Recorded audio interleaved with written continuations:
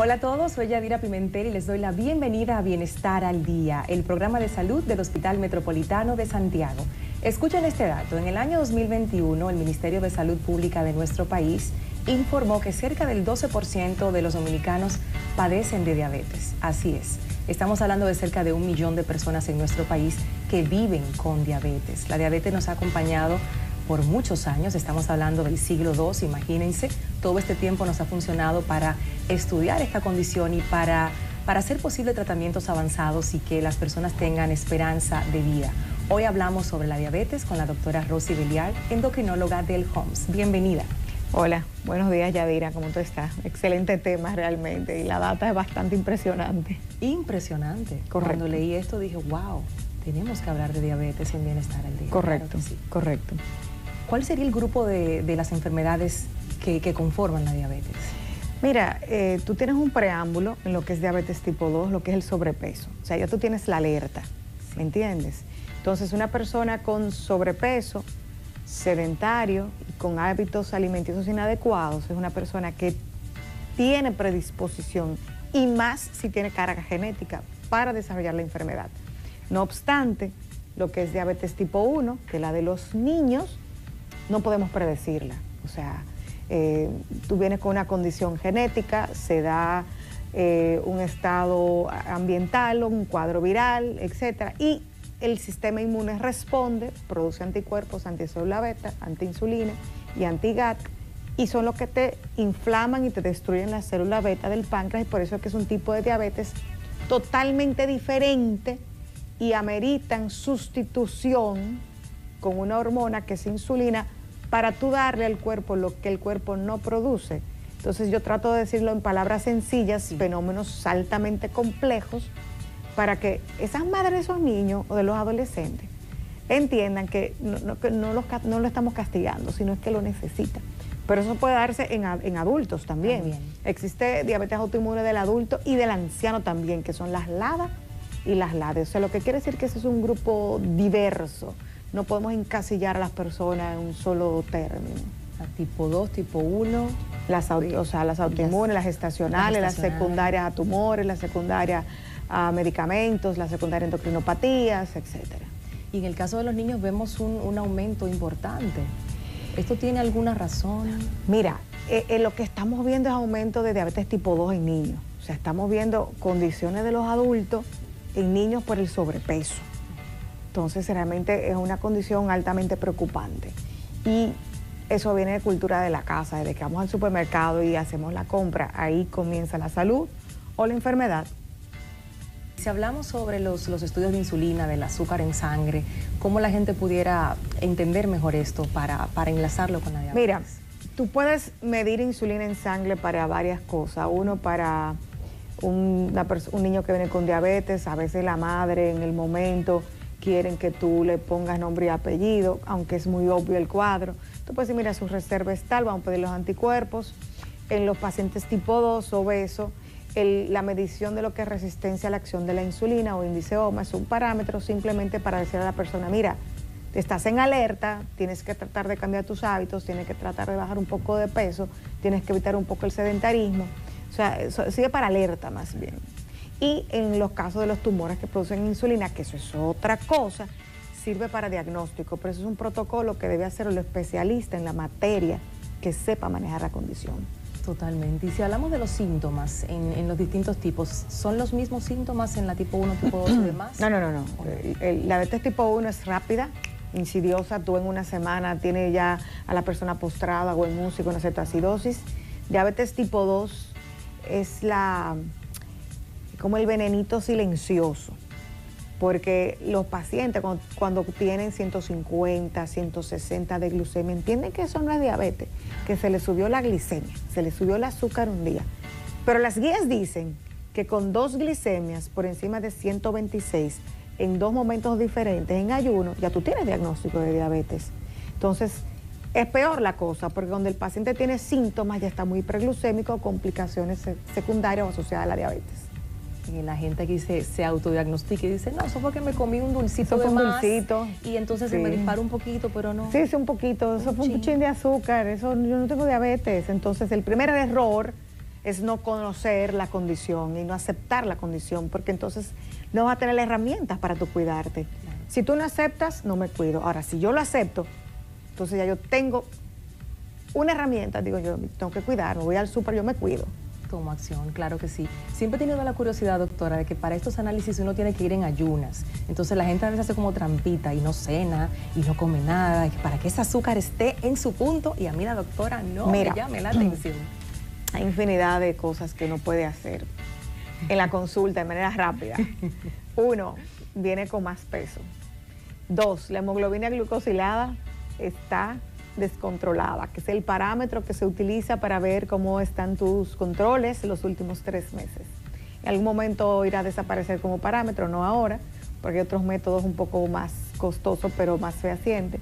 Y realmente duran una semana a dieta, en ayuno, 90 de glucosa y la hemoglobina glucosilada en 10.5.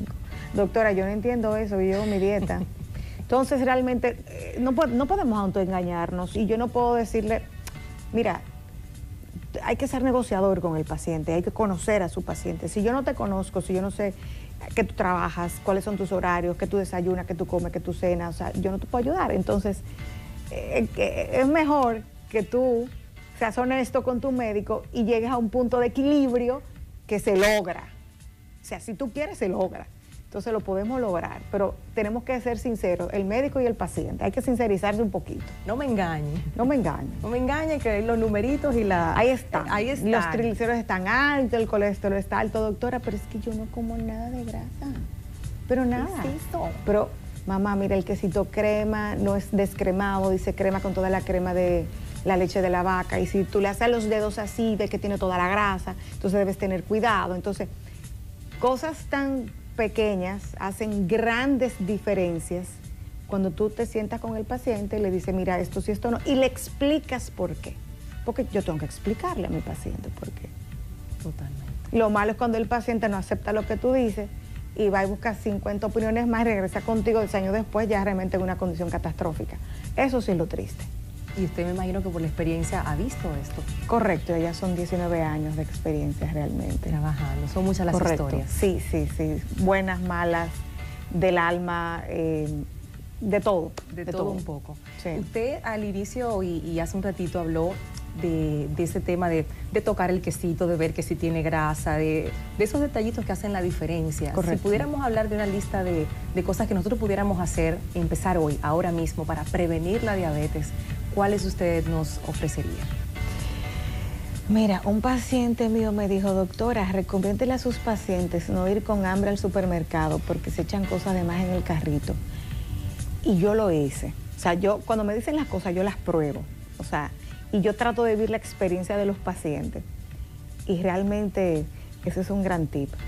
Lo segundo es, las cosas que son fáciles y rápidas no necesariamente son las más recomendables. O sea, hay que fajarse en su cocina, picar, pelar, elaborar los alimentos como se hacía en otra época. Ay, pero doctora, ahora pero es que yo no tengo tiempo. Yo no tengo imagínese. tiempo, entonces del que yo no tengo tiempo tenemos que sentarnos a darle recetitas. Mira, tú puedes tener una ensaladita de quinoa o de trigo en la nevera, tú puedes tener una berenjenita en la nevera, tú puedes tener un bacalaíto a la vinagreta en la nevera, fácil y rápido, te lo comes con un casabito, o sea, que no me coja el pan con salami, el pan con mantequilla, el pan con el queso Geo, con toda la grasa, o sea, vamos a buscarle la vuelta. Entonces, hay que sentarse a educar, porque lo podemos lograr, o sea, de manera muy sencilla, pero ese tiempecito tenemos que tomarla en primera consulta. Y realmente la rapidez que estamos viviendo es lo que está afectando de manera directa realmente nuestra salud.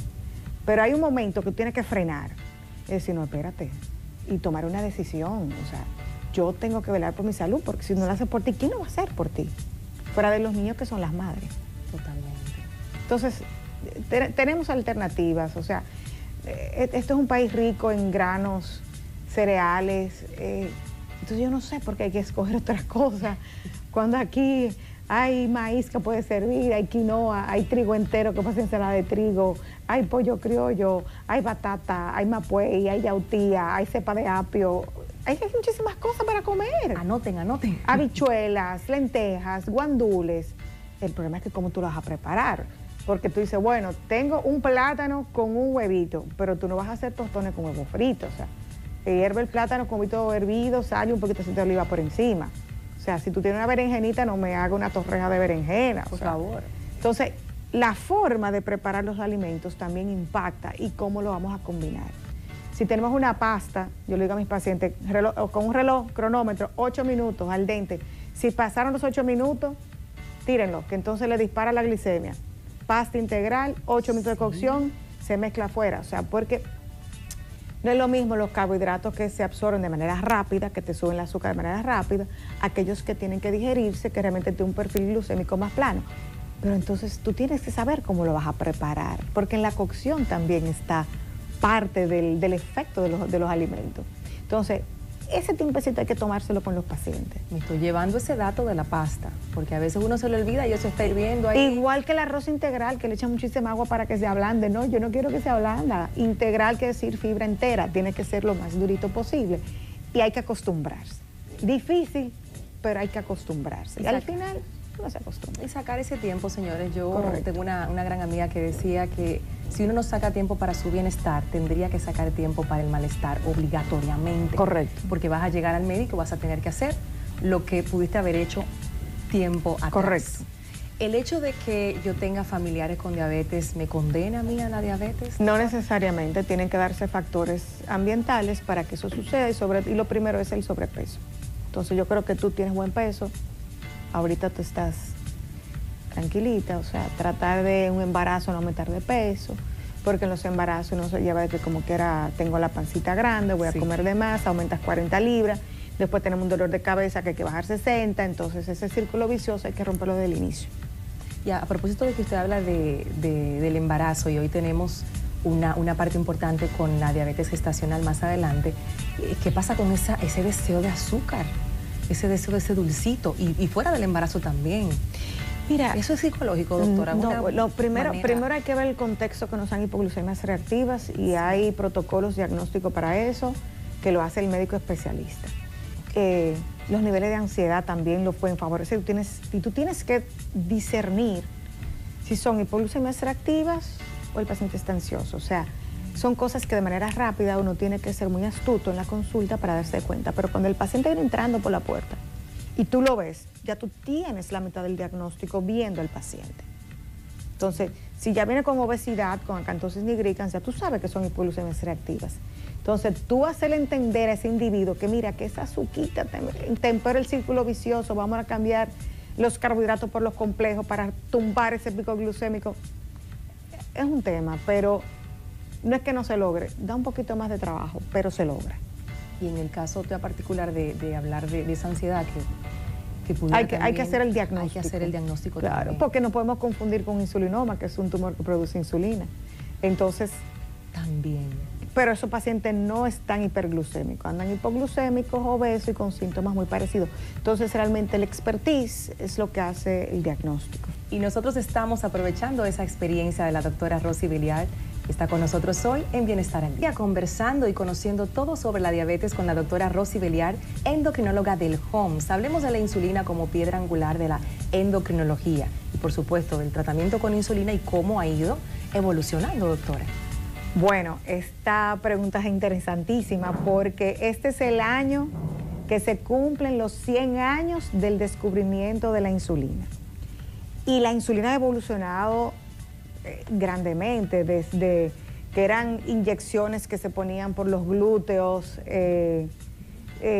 luego vinieron las insulinas de bovinas, vacunas, o sea, y la gente se quedó con esa insulina de vaca de aquella época, etcétera, que eran insulinas de origen animal. Luego vinieron las insulinas humanas, que son las que todo el mundo conoce, la 70-30, la N, etcétera. Y luego vinieron los análogos. Vino la salvación para el diabético. Ya tú no tenías que andar con una agujita, con una jeringuita y el hito, ya andamos en lapicero, con agujitas muy pequeñitas, apenas de 4 milímetros, que prácticamente no se ven cómodas, fáciles, la llevas en tu cartera. Tenemos bombas infusoras de insulina, ya no hay que puncharse 4 ni 5 veces al día. Wow. Mira, ponemos un set de infusión, un Fusion Set, y hay 2 modalidades. La que viene con su cablecito, yo hago la programación, yo tengo ya 14 años, tengo tecnología en diabetes. y por medio de un dispositivo, igual que tu teléfono, por aquí tú simplemente mandas cuánto carbohidratos tú te vas a comer, yo hago unos cálculos, programo la bomba y eso le va mandando insulina, tanto de forma continua como para los alimentos. Esto podemos acompañarlo de un sensor de glucosa y hacer lo que se llama un circuito híbrido, se llama un loop, un hybrid loop, y tú tienes un páncreas artificial. Yo tengo varios pacientes con páncreas artificial aquí y ya tenemos sistemas automáticos. O sea, la insulina, a los 100 años que se cumplen este año, ese es el año de celebración de la insulina, ha evolucionado de una manera dramática, ha sido en beneficio realmente de los pacientes. Y tenemos dispositivos que también son wireless, que tú pones un pod aquí en la nalga, entonces por tu teléfono, yo programo todos los settings y tú te mandas tu insulina y tú manejas tu diabetes con tu teléfono. O sea, a ese punto estamos. O sea, estamos súper adelantados. Y aquí en el país tenemos prácticamente todas las tecnologías. Lo que pasa es que la falta de conocimiento hace que tal vez no tenga acceso y la no cobertura de muchos seguros, a veces el precio, porque hay que comprar la insulina, hay que comprar el sensor, hay que comprar esto. Pero el que lo pueda hacer, yo creo que es la mayor inversión que puede hacer para su vida. Este cuento se ha cambiado, como diría. Muchísimo. Ya pincharse los dedos, ya tenemos sensores que simplemente escaneando, que son los de la libre demanda. Tenemos sensores que tú lo manejas con tu teléfono, que te manda por Bluetooth la glicemia cada 5 minutos. Y lo tenemos en el país desde hace... tenemos Guardian Core desde hace más de 10 años. Lo que pasa es que el dispositivo ha evolucionado muchísimo. Ahora realmente yo lo manejo por el teléfono. Y te hablaba justamente del alcance de esos tratamientos. ¿Cómo pudiéramos explicar el apoyo que en nuestro país hay para las personas con diabetes que pudieran llegar a...? Muy poco, solamente las insulinas. Muy poco. Realmente eso sale del bolsillo de la persona que lo sufre, que lo puede pagar, y lo digo con tristeza. Claro. Pero si lo puedes hacer, es el mejor regalo que te vas a hacer para ti. Y ahí quitas muchísimo la depresión asociada, te da mayor libertad en la parte alimenticia, porque hay unos settings que tú pones en los dispositivos, que tú puedes decir, mira, si yo voy a comer cierta proporción de grasa y proteína, yo me voy a mandar la insulina de esta forma, voy a poner el bolos de esta forma. O sea, el lenguaje cambió totalmente. O sea, yo cuando hablo con mis pacientes de tecnología, ¿cuánto está tu basal? ¿Cuánto está tu sensibilidad? El ratio, ¿cuánto está? ¿Cómo tú calculaste? El dual bolus, ¿cómo lo calculaste? O sea, ya el idioma cambia. Ya es otro lenguaje totalmente. Y para los niños lo que debemos hablar, porque los niños, su páncreas no funciona. Tristemente, el sistema de salud de nuestro país no tiene la cobertura en los planes básicos, no lo tiene contemplado. Algunos privados hay que hacer un poquito de esfuerzo. Lo he logrado en varios casos, pero hay que trabajarlo. Pero el que lo pueda hacer, que lo haga. Y cuando llega esa madre con su niño y recibe ese diagnóstico de diabetes, ese choque, ese cambio de vida. Eso es un corrientazo de 220. Y peor aún cuando en la casa los hermanitos son diabéticos, tú tienes 2 hermanitos. O sea, yo tengo casos que la madre tiene diabetes tipo 1 con los 2 hijos o los 2 niños. Es dramático bastante. Eso, ellos entienden que el mundo se le viene encima, pero siempre se sale a flote, porque lo hemos logrado. Lo hemos logrado. Y ese es el mensaje importante que hoy queremos dejar en esta intervención hablando sobre la diabetes. He estado cerca de personas que han tenido un episodio, se han desmayado y cuando le toman el azúcar, 500. Sí. Ya son personas, generalmente tienen larga data, con neuropatía diabética, con disautonomía, que es que el corazón va para un lado, la presión va por otro. Y cualquier cambio en la cifra glucémica pueden hacer 5, pero hay que ver que no sea en un diabetes tipo 2, en diabetes tipo 2, que no es un equivalente a una angina de pecho. Y es un paciente de estudio, y es un paciente de alta complejidad que debe manejarse a nivel de especialistas. ¿Y qué pasa con esos pacientes que ya están diagnosticados, que empiezan el tratamiento, pero de repente se sienten bien, lo dejan? ¿Qué pasa con una diabetes no tratada? Bueno, la tristeza que no queremos, el problema de los ojos que afecta la visión con la retinopatía diabética, la afección al riñón, nadie quiere llegar a diálisis, la afección al corazón, nadie quiere irse a una sala de cateterismo, nadie quiere una cirugía de corazón abierto, nadie quiere un marcapaso. O sea, no debemos fiarnos de que nos sentimos bien y que el 150 de glucosa no es nada. Claro que sí lo es, El 200 de glucosa no da síntomas, pero a largo plazo sí te va a impactar. Entonces, no ser tan fiados. Sí, porque culturalmente tenemos esa tendencia de me siento bien y bueno, ya yo puedo como volarme el tratamiento. Y luego viene una complicación y ahí la cosa se pone peor. Pero no, yo no quiero que le den las complicaciones. Yo quiero que el paciente vayan a las oficinas de sus especialistas y no a la emergencia. O sea, hay que prever las complicaciones. Porque se pueden controlar y ya la doctora ha hablado ampliamente sobre los tratamientos. Esa vida de un paciente con diabetes, ¿qué pudiéramos expresar como un mensaje de motivación a aquellos que la padecen? Lo primero es que el mundo no se acabó.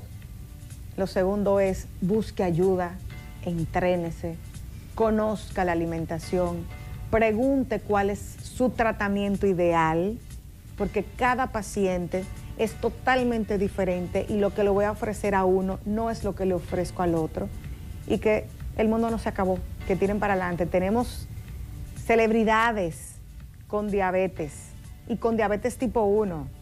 Margaret Thatcher era diabética tipo 1, Jonas Brothers diabética tipo 1. O sea, tenemos gente, o sea, de alto nivel que han llegado a impactar al mundo con diabetes insulino dependiente y viven su vida y no pasa nada. Halle Berry, que es una gran actriz. O sea, tenemos grandes misioneros de la diabetes, porque tienen una misión en su vida y una visión de vida también. Entonces, imagínense que Margaret Thatcher era diabética tipo 1, entonces, y gobernó Inglaterra. No pasa nada. Lo que hay es que cuidarse y visitar a su especialista. Yo tuve la oportunidad de presentar a una conferencista que al final, una mujer con una energía impresionante, y al final ella mostró uno de estos dispositivos y la gente se impactó. Así es, paciente mía.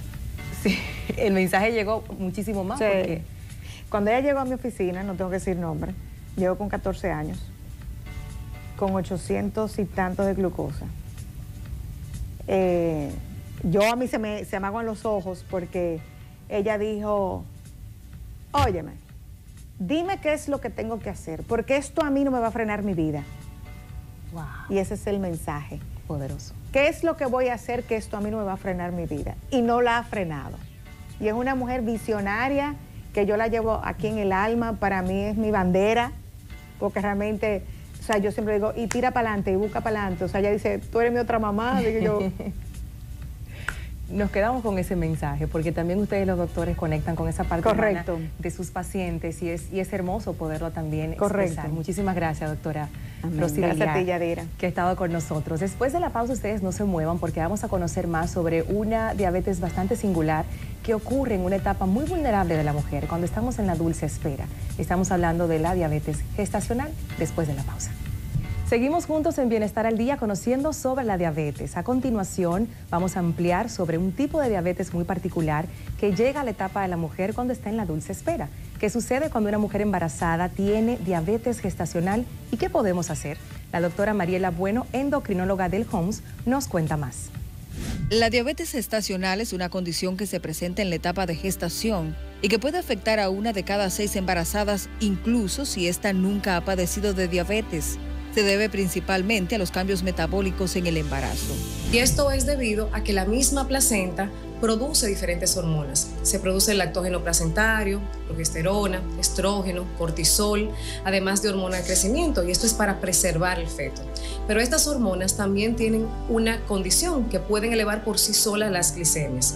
La especialista recomienda que toda mujer embarazada entre las 24 y 28 semanas se realice una curva de tolerancia a la glucosa. Pero, ¿en qué consiste? En que la paciente va a venir en ayuno a tomarse una muestra de glicemia. Luego de esta le van a dar un líquido azucarado, por así decirlo, una carga de glucosa de 75 gramos, y a la hora le vamos a tomar una muestra de sangre y luego a las 2 horas también. Hay valores establecidos. La basal no debe de pasar de 92, a la hora no debe de pasar de 180 y a las 2 horas de 153.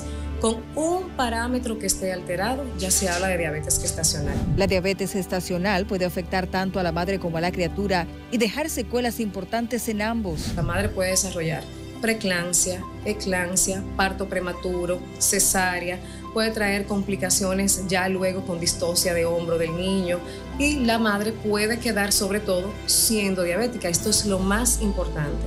la madre tiene una predisposición a ser diabética por el resto de su vida. Y también esta va a traer complicaciones cardiovasculares. El bebé puede nacer de bajo peso o macrosómico. Macrosómico es cuando nace más de 9 libras. Esta ya 9 libras le confiere al niño que puede llegar a ser obeso o puede desarrollar también diabetes en un futuro. Además, la madre aumenta las probabilidades de padecer diabetes gestacional en su próximo embarazo o de por vida, por lo que la especialista recomienda hacer cambios en el estilo de vida una vez la condición es detectada. Desde que una mujer es diagnosticada con diabetes gestacional, debe de hacer un cambio de estilo de vida totalmente. Sus hábitos alimentarios deben de cambiar. Además de esto, debemos de establecer unas actividades físicas constantes y muchas veces necesitamos suministrar medicamentos. Muchas veces, si la glicemia viene muy alta, tenemos que inyectar insulina en la paciente. Algunas son renuentes a esto, pero le explicamos que es mejor colocarse la insulina, mantener esta glicemia lo más estable para evitar las complicaciones ya que hemos mencionado. La prevención de la diabetes gestacional está muy ligada a un estilo de vida saludable, que debe ser asumido desde que se está planificando un embarazo, así como el acompañamiento médico. Carolyn Cuevas, Bienestar al Día. Y así llegamos al final de esta entrega por esta semana de Bienestar al Día. Muchísimas gracias por la sintonía. La próxima semana volvemos a encontrarnos para aprender más, cuidar nuestra salud y prevenir enfermedades. Hasta pronto.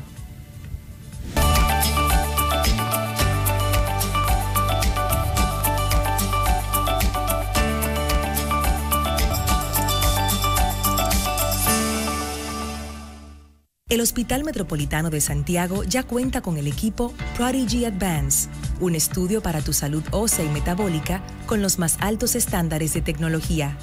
La prueba puede medir la densidad de tus huesos y tu composición corporal y trabaja de forma rápida, no invasiva, con baja radiación, sin necesidad de anestesia y sin efectos secundarios.